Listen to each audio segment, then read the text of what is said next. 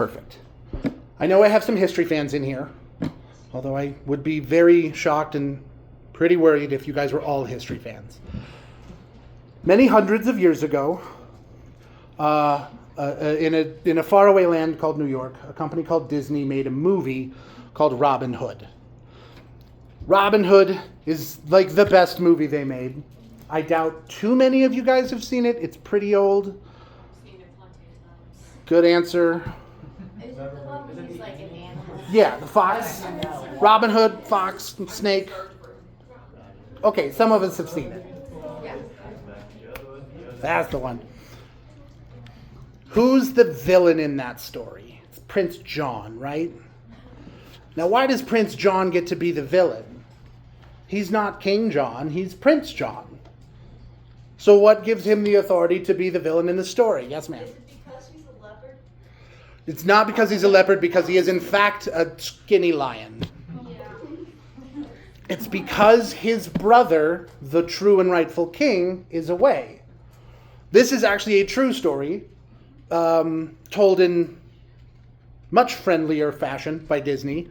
King Richard, known as the Lionheart, departed England to fight in the Crusades, and he left his brother, John, in charge while he was away. While on crusade, Richard was captured by Muslim fighters. He was imprisoned, I believe, actually in Jerusalem, or possibly Acre. He was captured and imprisoned, and when John found out that his brother had been imprisoned, he concluded to himself, awesome, he's not coming back. I'm king now. He actually worked with the King of France to orchestrate a conspiracy to seize the throne for himself, levied substantial taxes against the people. That part of the movie is true. Not cool. Well, the movie from Disney and the actual story both end the same way. Richard comes back, and John did not see it coming. In the true story, John, there's no way word would travel as fast as Richard did. Once he was released from captivity, he and news of his release were both on horseback. So they both got there at the same time. John suddenly discovers, without any expectation whatsoever, that his brother, the true king, had returned, that upon his return, John's armies had either completely abandoned him and joined their true king, or had fled to the hills, jumped in boats, rowed across to France, abandoned him completely. What happens to John after that is kind of diverges some, we won't go there. The important thing is, the king was always going to come back, but John didn't know that, and he was not ready for that return. Do you guys think that John would have carried himself perhaps a little differently if he knew that his warring brother, mighty in battle and a great commander of men, was coming back? Do you think he might have maybe approached his time in leadership a little differently? Right. Well, in the same way, if I had not known that I was teaching tonight, which Connor has done to me before, he'll text me while I'm on my way over and he'll be, hey, you ready to teach tonight? When it's not my night to teach and I'm not teaching, he just likes to scare me while I'm driving because he knows that's really safe. If I didn't know I was teaching tonight and I got here and we sang our songs and I'm just enjoying being with all of you guys, and then Tom says, now Mike is going to come up and teach, that would not be a pleasant experience. With all of my theater background, all of my confidence in front of you guys, that's bad. This is a hard passage. I don't think that would go well. Knowing what's coming, if it's important to you, gives you the chance to be prepared for it. Now we're going to chew through Thessalonians chapter 5. We're going to do verses 1 through 11 today. Remember the three words that we have been using as our guiding light through this book. We have salvation, the acceptance of the gospel. We have the Christian walk as demonstrated by Paul, by the people in this church, by your leaders here. Sometimes we try. And the hope that anchors that Christian walk day by day. This one's about the hope and what you should do with that hope or because of that hope. We'll start here in, let me give you a little outline. Verses 1 through 3, we're going to see what it is we know, what it is we don't know. Verses 4 through 6, we're going to get a comparison between ourselves and the world relative to the hope that we have. Verses 7 and 8 is where we're really going to focus down. That's where I want you guys, if you can't pay attention to the whole lesson, pay attention to 7 and 8. Verses 9 and 10 and 11, we're going to get some application for ourselves as we walk away from the chapter. So we'll start in verse 1 here. Now, concerning the times and the seasons, brothers, you have no need to have anything written to you. I suppose I could wrap up there, but there is actually more to be discussed. When Paul says times and seasons, that always confused me. So when I found out I got to teach this lesson, I'll admit, I bugged Connor while on his sabbatical, and he helped me with the Greek a little bit.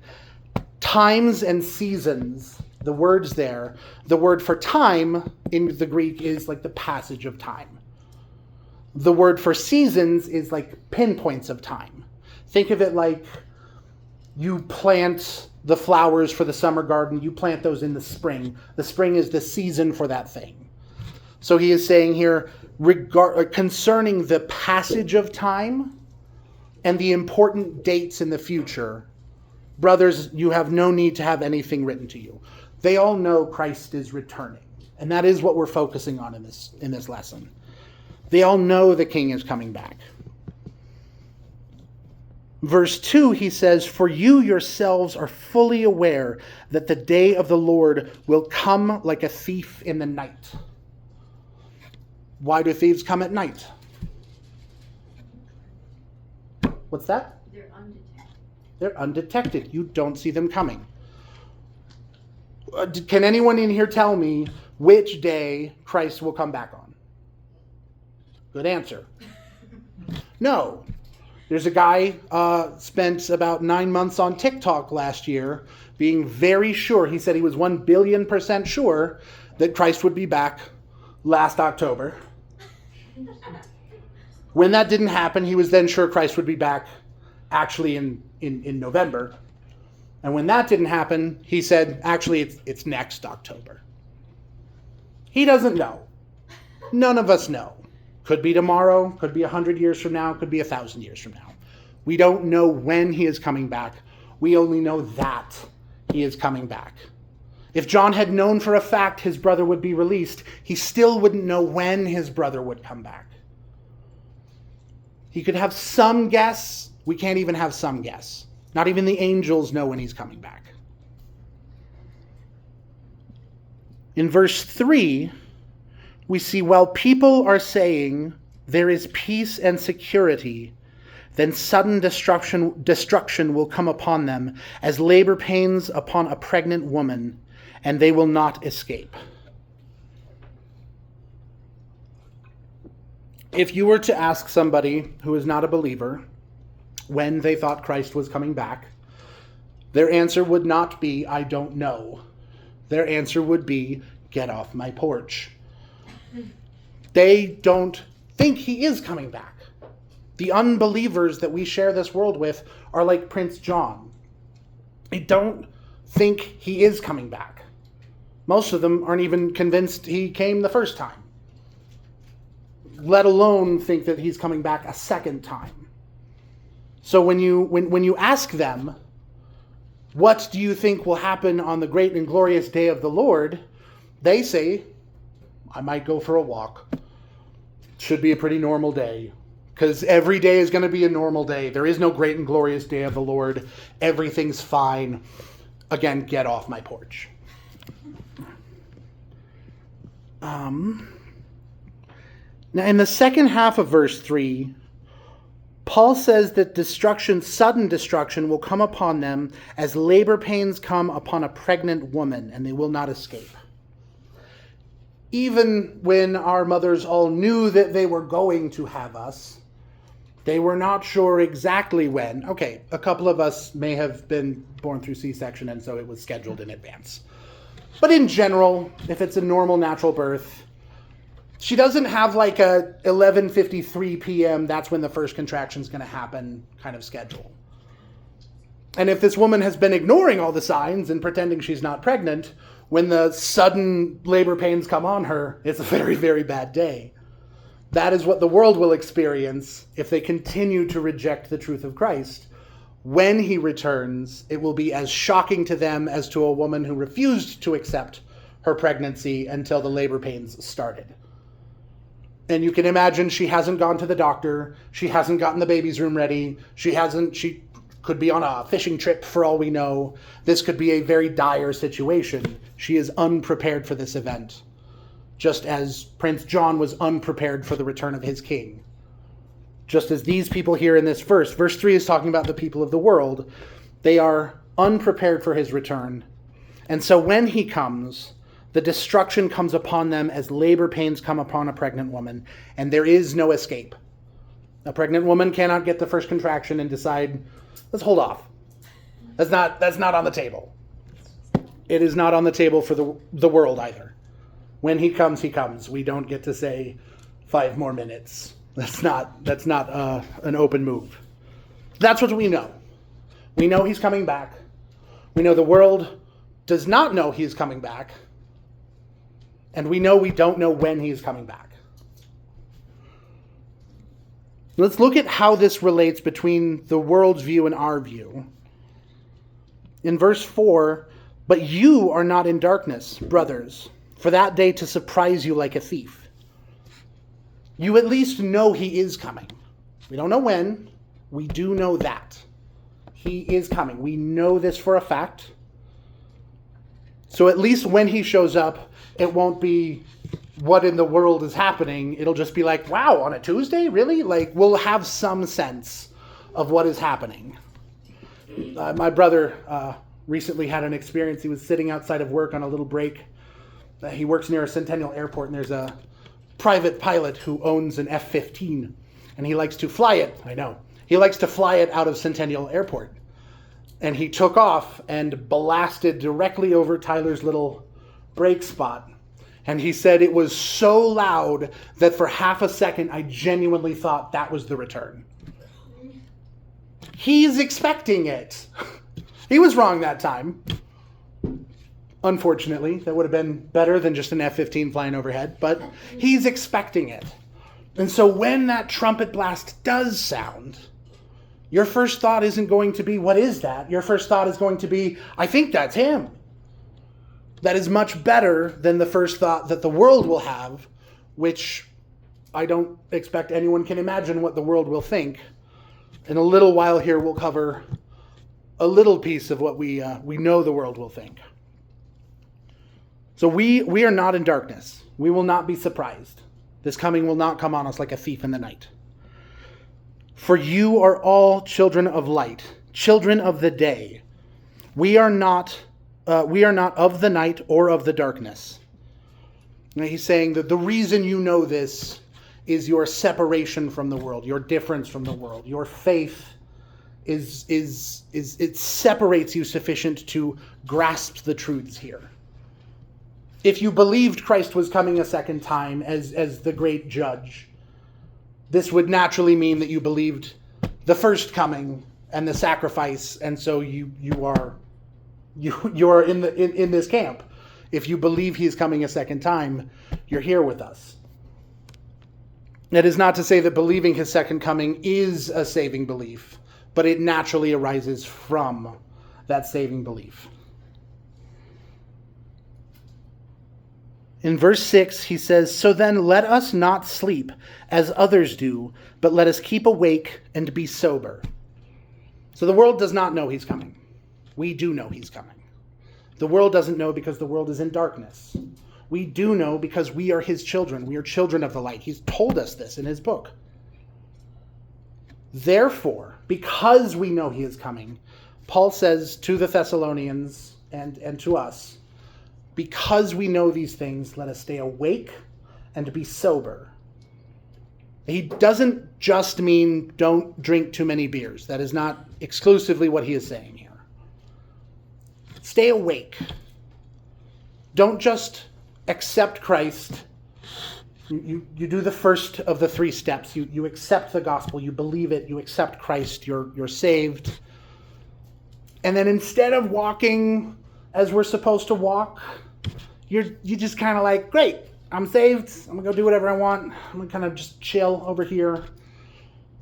And he'll be back later. And when he gets back, we'll hang. It'll be cool.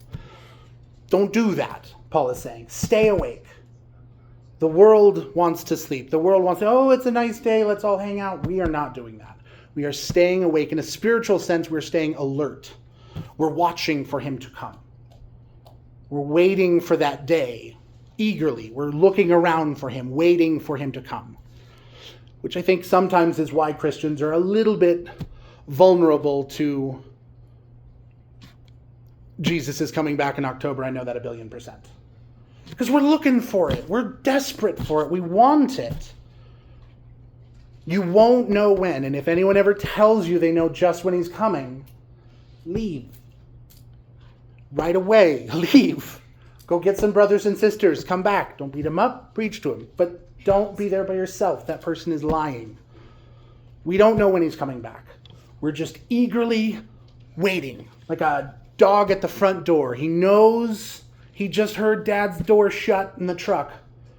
He doesn't know exactly what transpires between the thunk and his owner just sort of materializing through the portal to where you poop. But he's really excited. And he's waiting. And every time a gust of wind wiggles the door a little bit, he twitches. It's like, oh, is that him? No. Is that him? That's being awake. That's being eager and ready to go. Now I told you guys in verses 7 and 8, this is where I really want you to, if you can't focus on the rest of this, listen to this part.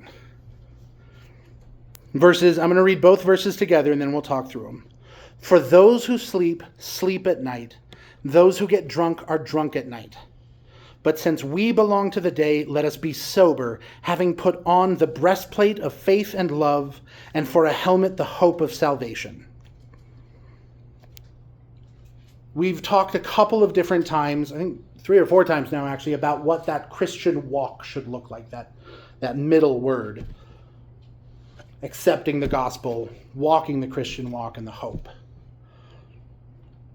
Can anyone in here remember what that Christian walk is? What are a couple of things that should be present indicators of that Christian walk? Imitation. Good. The law. I don't know who said that. Good job. It's faith, which we need in order to begin the walk. And it's love. The love that you have for each other.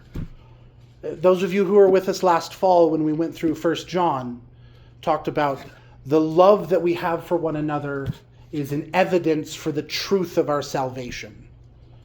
The love that you have for one another is a necessary, vital component of the Christian life.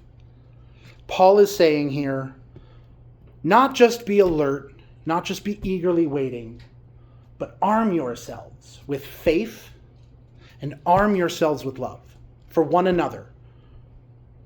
Arm yourselves with these things, a breastplate and a helmet, like guardsmen standing ready. That is how we're supposed to wait. What is our King coming back to do? Is he coming back to give everyone a nice warm hug, throw a cool dinner, and help us all move into our new mansions in heaven? No, he is coming back to conquer. He is coming back to dominate this world and to clean this world. He is coming back, and on the day he returns, the studios in LA, where they turn out 1 billion pieces of pornographic material a year, are going to burn. Sin will be crushed. He is coming back to conquer. As a conquering Lord, he is returning. And we are waiting for our King to come back and conquer. So arm yourselves. Put on faith as armor, as a breastplate. Put on the hope you have of salvation as a helmet. Love one another. Be ready. Stand together as we wait for this King to come back and kick Prince John out. That is how we are to stand and wait. Meanwhile, the rest of the world, they're asleep, or they're drunk, or they're both. When he comes back, I'm going to read a little piece of Revelation chapter 6. I'm going to read verse 15 and 16 for you. Then the kings of the earth, and the great ones, and the generals, and the rich, and the powerful, and everyone, slave and free, hid in the caves among the rocks of the mountains, calling to the mountains and rocks, fall on us, and hide us from the face of him who is seated on the throne, and from the wrath of the Lamb. That is how the world will wake up from their night of darkness at his return. And we are the vanguard standing eagerly waiting for him to come back and conquer sin. And so we are standing there. He's not going to need our help in the battle, but we want to wear our armor anyways. Arm yourselves with faith. We're under siege from the world until then anyways. So be armed. Stand together. Be alert. Protect each other from the world, and wait eagerly for that horn blast on the top of the hill that tells you that the King has come, the day has come, and the forces of darkness are going to be washed right away. In verse 9 and 10, we see, I think hidden in these verses is an application for any of you who do not yet believe, and certainly this application you should carry forward to those of you, those people you know who are not saved. Keep in mind what I just read from Revelation. The people you know who do not believe, and if you yourself do not believe, when he comes, they, and you if you don't believe too, will run to the Rocky Mountains, and you will shout at Mount Evans, "Collapse on me," so that I don't have to look him in the face. That is the level of fear that you will have. That is the level of fear the lost will have. And that is why we have to preach this gospel to them. If you are one of those lost, or you know someone who is, listen to these next few verses. For God has not destined us for wrath, but to obtain salvation through our Lord Jesus Christ, who died for us so that whether we are awake or asleep, we might live with him. That's the gospel in a very, very short and compact form. He died for us. He bought us out of the darkness. He bought us out of fall on me and hide me from his wrath, because he doesn't intend us for wrath. He intends to come back and rule us justly, with mercy and love and delight. The great and glorious day we're waiting for is not a day of terror and fear and destruction. It is for the night. It is for the dark. It is for those who are asleep in the night and the dark. For us, it is the coming morning when joy finally lives here permanently. It's a wonderful thing to look forward to. Therefore, encourage one another and build one another up, just as you are doing. I see lots and lots of love between all of you guys here every week.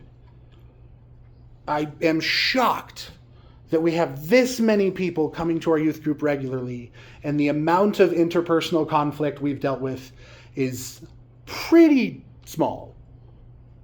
Shockingly so. You would be surprised. 10 adults who work together cannot get along for a day as well as you guys can get along for as long as I've been coming here as one of the leaders. You love each other. I see you give way for each other, being humble for each other. I see you encouraging each other. And I see all of your leaders, myself included, calling you guys to pray for each other and encourage each other. So keep doing that. Imagine the soldiers who see in the distance the banners of King Richard. And they've been waiting so long for their king to come back because they know the prince who rules is a liar, that he is not the true king, and that his end will come. And they see in the far distance the banners coming, and they say to each other, "Chin up, straighten up your breastplate, put your helmet on, stand to the walls. Our king is coming and our victory is assured. Wait just a little longer." And I want to encourage all of you guys to treat tonight as an opportunity to gear yourselves up for his return, because it might be tomorrow. And tomorrow, if he's not back yet, I want you to treat tomorrow as an opportunity to work and ready yourselves and each other and this world for his return, because it might be the day after that. I'm really hoping it's, before next Monday. That'd be great. I like my job. It's not because I don't want to go to work. I would just really like it to be soon, but I'm also super looking forward to church. Love each other and encourage each other and stand ready. Prince John will not be here long, and very, very soon, he and all of his forces will run away as shining glory descends in absolute unimaginable majesty, and every one of us stands proudly before him and says, "Welcome, Lord." That's the day we get to look forward to. Get ready for it. I'm going to pray as I close this out.